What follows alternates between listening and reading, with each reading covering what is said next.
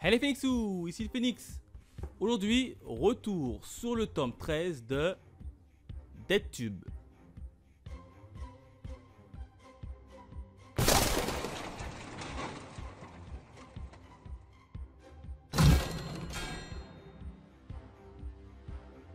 Comme d'hab, on démarre par la présentation de la jaquette et des différents bonus. Alors au niveau de la jaquette, devinez il y a qui? Et ben on retrouve deux personnages qu'on a vus dans les tomes précédents, hein. Crédit Lascar à droite pour vous et Justiceman à gauche pour vous, hein. Ils sont de retour dans ce tome et j'y reviendrai bien sûr dans la partie review. Quatrième de couverture, on a une petite scène où on voit Miwa, hein, qui est tout simplement harcelé par des zombies, hein, ce qui est raccord avec ce qui va se passer dans ce petit tome. En termes de bonus, hein, pas grand chose, hein, puisqu'il n'y a pas de page couleur, mais on a quand même un petit mot, même deux petits mots de la part de l'auteur et de la dessinatrice à la fin du manga, hein, ici, hein. Et ça, c'est plutôt chouette, c'est plutôt sympa. Et c'est très rare qu'on a des petits bonus comme ça dans DeadTube. En tout cas, ici, on en a. Voilà ce que je pouvais dire en termes de jaquette et de bonus. Maintenant, on part directement à la partie pour la partie review. Alors, qu'est-ce qui s'est passé au niveau du tome 13 de DeadTube? Principalement deux événements, hein. Et le premier d'entre eux, j'ai envie de l'intituler un retour inattendu. Et oui, puisqu'on retrouve Miwa, hein, qui est tout simplement bloqué dans une espèce de hangar où tu as Tomohiro qui essaye de la diriger pour qu'elle trouve la sortie. Bien évidemment, au milieu de tout ça, il y a des zombies qui lui courent après. Et bien évidemment, s'ils l'attrapent, eh ben, ils vont lui faire toutes les pires sévices que vous pouvez imaginer. Et du coup, dans le même temps, Tamiwa qui rencontre d'autres filles qui sont également enfermées et qui essayent de chercher la sortie, hein. Après, ils démarrent une petite embrouille entre eux. Et devinez quoi? Devinez qui intervient? Et ben, c'est tout simplement Justiceman et Crédit Lascar, hein, qui font leur apparition dans le hangar et qui se tapent entre eux, hein. Donc on a deux anciens personnages qui refont leur apparition. Et moi qui me demandais où était passé le fameux Justiceman qui avait pris la fuite et qui n'a pas été chopé par la police, et ben Justiceman il se balade tranquillement et il se tape contre Crazy Lascar, hein. Et du coup il y a les deux fous là qui se tapent. Et puis là on apprend que Crazy Lascar en fait elle est plutôt du côté de Miwa, hein, puisqu'elle dit ne t'inquiète pas Miwa, je veux te protéger, recule en arrière. Et puis en face t'as Justiceman qui arrive et qui essaye de tuer tout simplement Crazy Lascar, hein. Ensuite vient le tour des zombies, ils s'arrêtent de se battre et puis ils voient qu'il y a des zombies. Puis en fait ils font une petite trêve et puis ils décident tout simplement tous les deux de combattre les zombies pour un peu reprendre leur combat par la suite. Mais en tout cas on a deux anciens personnages qui sont apparus ici, qui sont tombés comme par magie. Alors j'ai pas compris pourquoi, hein, puisque à la base je pensais que Crazy Lascar, hein, celle qui se cachait derrière Crazy Lascar, elle était morte vu qu'elle était tombée de la falaise, il me semble. Et ben elle est toujours vivante. Déjà ça j'ai pas compris, mais on va dire pourquoi pas, hein. Elle était tombée dans une falaise assez haute quand même, mais en fait la petite fille elle est vivante, ok. Et Justiceman, lui qui avait réussi à s'enfuir, et ben on le retrouve déguisé, il applique toujours sa justice qu'il croit juste, qui fait son apparition comme ça, qui pop un peu de je ne sais où. Donc il y a deux personnages qui sont popés un peu de je ne sais où, et ça m'a un peu embêté moi de voir deux personnages qui pop. J'ai l'impression qu'ils ont été rajoutés là juste pour les revoir. Un point c'est tout, hein, puisqu'ils vont pas réellement faire avancer les choses ou même la situation, hein. C'est vraiment ils sont popés là, ils se sont dit coucou on est là, on existe. Puis ensuite ils sont partis et on les revoit plus. Donc deux personnages qui refont leur apparition, assez bizarre, hein, mais voilà au niveau du premier événement.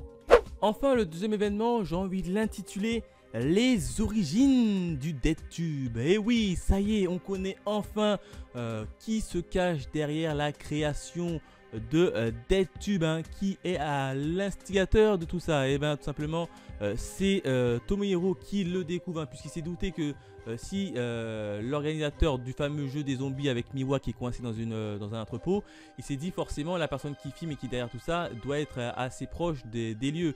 Et donc il arrive et puis il repère la fameuse cachette de la personne qui a mis Miwa dans cette situation.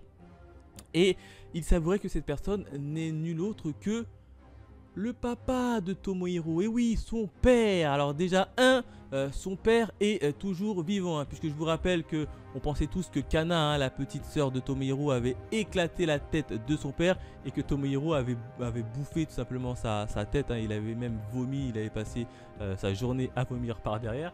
En fait, non, son père est toujours en vie et on apprend que c'est lui qui a créé le DeadTube, hein. Le gars, il a créé le DeadTube, c'est lui qui a foutu toute cette merde et il est toujours vivant. Après, il nous raconte rapidement qu'il a un associé, si vous préférez, hein, le père de Tomohiro, il a un associé, et le père de Tomohiro, devinez c'est qui l'associé du père de Tomohiro qui a créé le DeadTube, c'est tout simplement le papa de Mai Mashiro, hein.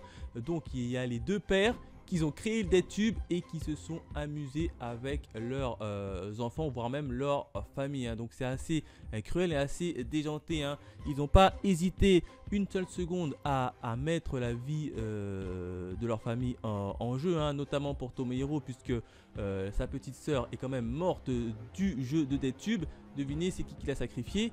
C'est le père, puisque le père, lui, si vous voulez, c'est lui qui donnait les instructions et les fameux aujourd'hui dans DeadTube, vous allez faire ça. Et ben il a tout simplement sacrifié sa propre fille, hein. Et puis là t'as Tomohiro qui commence à péter un câble. Il dit attends une minute, c'est à cause de toi que Kana, ma petite sœur, est morte. Tu n'as pas hésité à la sacrifier. Et puis là t'as le père qui est déguisé en espèce de cosplay, en espèce de fille, hein. Il lui dit oui j'ai pas hésité à la sacrifier pour les biens de de mon petit film, hein. Donc du coup il était tellement passionné par la vidéo, il n'a pas hésité une seule seconde à tuer sa propre fille. Et là tu as Tomohiro qui commence à éclater en colère tout simplement. À côté t'as Mai qui a entendu toute l'histoire, qui elle aussi a subi, hein, tous ces désagréments, puisque son père a tué également sa petite sœur, hein, lors d'une petite vidéo assez un peu haute, un peu dure quoi. Et puis là t'as Mai, elle, qui est tout simplement impassible, qui dit rien. Et à côté t'as Tomohiro qui laisse exploser sa colère. Et il y a quoi de laisser exploser sa colère, hein. Je vous rappelle que le créateur de DeadTube, c'est le père de Tomohiro. Alors, hein, et aussi associé, t'as le père également de Mai. Donc les deux là, ils ont créé DeadTube, ils ont tout simplement tué les membres de la famille. Et c'est parti en cacahuète. Donc forcément Tomohiro il a pété un câble. Et c'est comme ça que se termine le tome 13 de DeadTube. En tout cas j'ai vraiment hâte de savoir comment va réagir Tomohiro à la suite de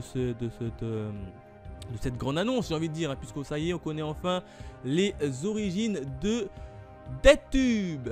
Voilà ce que je pouvais dire sur le tome 13 de DeadTube. Un tome qui était un tome qui était plutôt bien dans l'ensemble, même si où on a deux personnages, hein, Justiceman et Creddy Lascar, qui ont été parachutés ici pour être parachutés, hein. J'ai même l'impression que c'était plus du fan service qu'autre chose, c'est tout.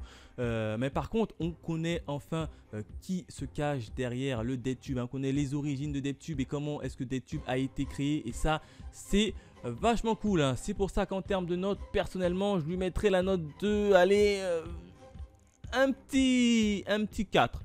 Un petit 4 sur 5 en termes d'étoiles, hein. Je lui enlève quand même une étoile parce que c'est deux personnages qui font leur apparition dans un moment précis et qu'ensuite on ne les revoit plus. C'est vraiment du fanservice pour mettre du fanservice, donc j'étais un peu déçu pour ça. Voilà ce que je pouvais dire sur ce tome 13, hein. N'hésitez pas à me dire dans les commentaires votre avis si vous avez lu le tome 13. Quant à nous, on se retrouve très vite pour de nouvelles aventures. Allez, bye mes Phoenixous.